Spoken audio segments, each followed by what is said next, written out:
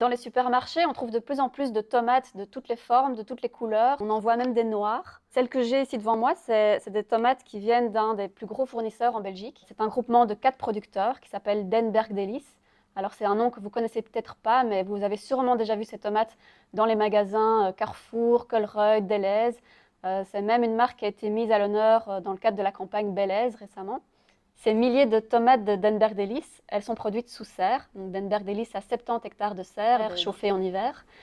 Et Denberg Delice a aussi besoin d'énormément de travailleurs puisque toutes ces tomates, il faut les faire pousser, les récolter, les emballer, etc. Les travailleurs, ce sont principalement des saisonniers d'origine roumaine qui sont sous contrat précaire. Et ce que j'ai découvert dans mon enquête, c'est qu'ils sont soumis à des conditions de travail infernales. Ce qui m'a amené à cibler Denberg Delice, c'est une précédente enquête que j'avais faite et qui est parue dans le numéro 6 de Check. Donc c'était une enquête sur les conditions de travail des saisonniers de manière générale. Et dans ce cadre-là, j'avais récolté notamment un témoignage d'un travailleur de Denberg qui m'avait un peu alarmée.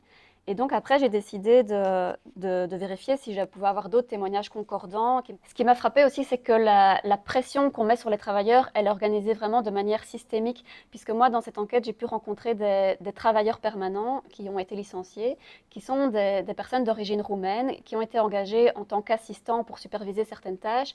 Et ces travailleurs, ils m'ont confirmé qu'en fait, ils étaient engagés pour mettre sous pression les travailleurs saisonniers. Et donc eux-mêmes reconnaissaient qu'ils avaient dû parfois être désagréables, méchants avec des travailleurs saisonniers.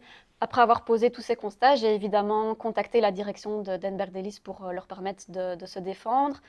Et ils ont simplement reconnu le fait que par moment, le rythme de travail était élevé.